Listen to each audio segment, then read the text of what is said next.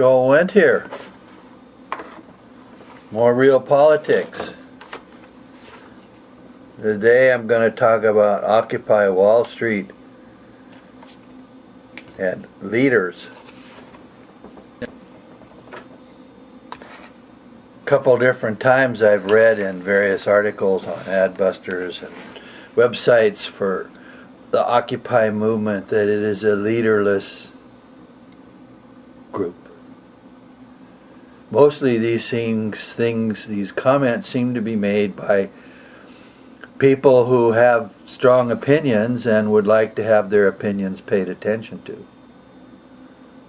The question whether or not that statement is nonsense. Now it is true that starting with the Arab Spring and then coming around to the Occupy Wall Street movement, people spontaneously gathered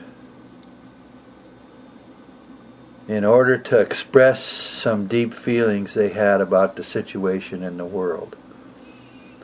Now the Arab Spring movements were about political dominance and its fallout in places where dictators were running amok.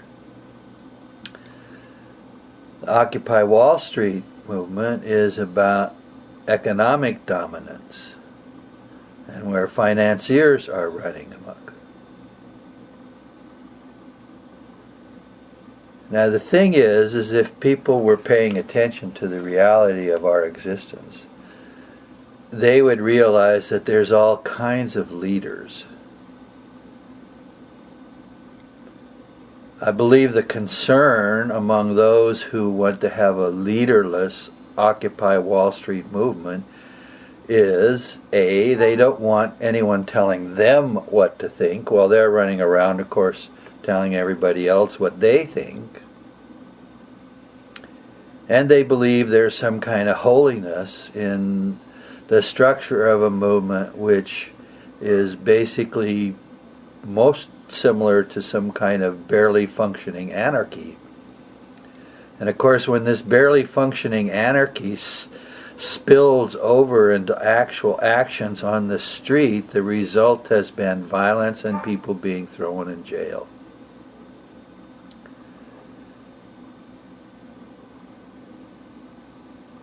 Now what is a leader?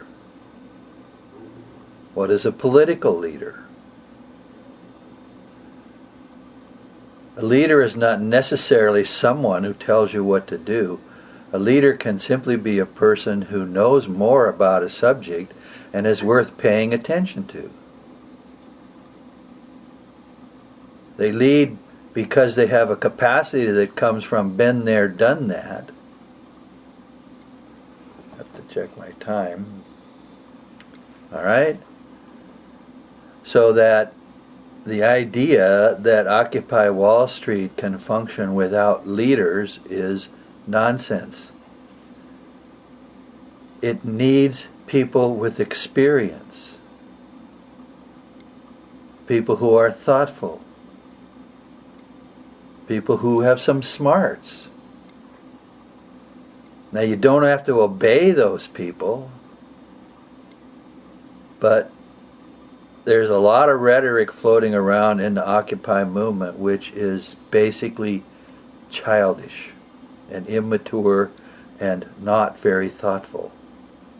Now right now Occupy is going through a struggle to find itself and find its place in the situation in America and also in the world. And of course there are a lot of things compelling this and not a lot of understanding, because most of the people that come to this situation come to it emotionally.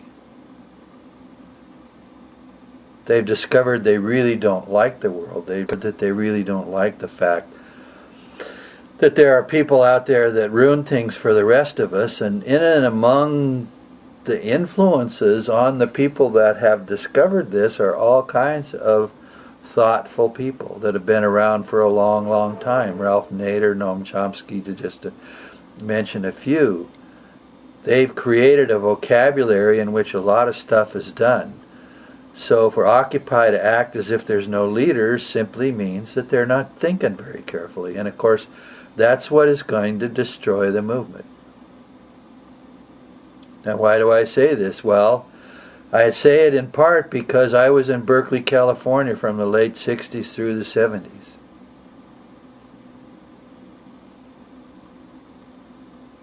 I saw leaders come and go, and I saw leaderless actions come and go. And one of the things that happened with regard to this revered anti-establishment revolution was that the country went to the right, not to the left. You have to understand that why that happened. The people going around spouting about, well, we're going to revolutionize this and we're going to take over that and we're going to put down corporate America, they have their heads up there. Okay? They really do. They're not thinking.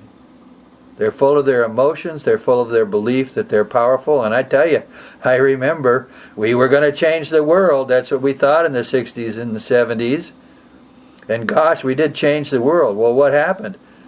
Well, the right became more entrenched, because one of the things that happens when you do engage in these kinds of actions where you push against the establishment powers without understanding how the political world really works, you give forces to that which you oppose. You have to outthink it. Now, my view is that we as a people in the world are smarter than the people that want to dominate us.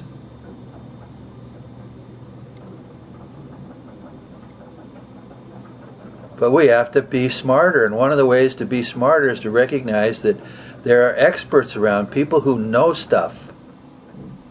And they're not trying to tell you what to do, they're trying to serve you, they're trying to help you understand the world and the way it works. And I'm one of those people, and that's why these rants are going to be out there about Occupy Wall Street and about politics.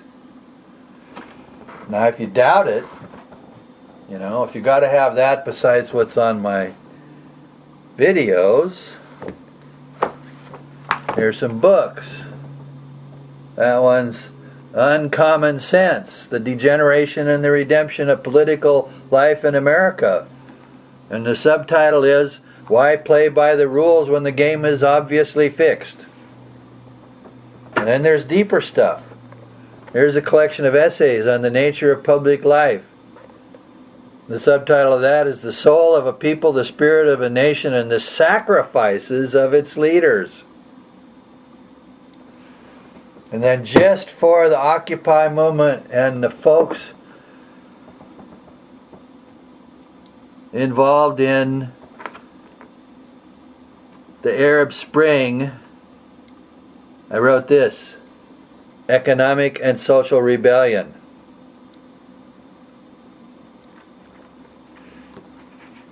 I'm a smart guy. I'm 71 years old. I've been around a long time. I've seen a lot of stuff. I'm not trying to tell you what to do or what to think.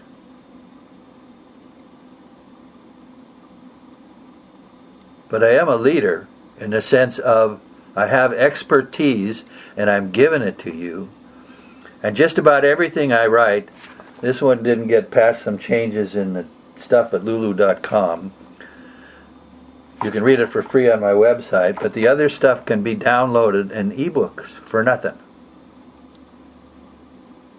You have to understand if you want to change something. Pay attention.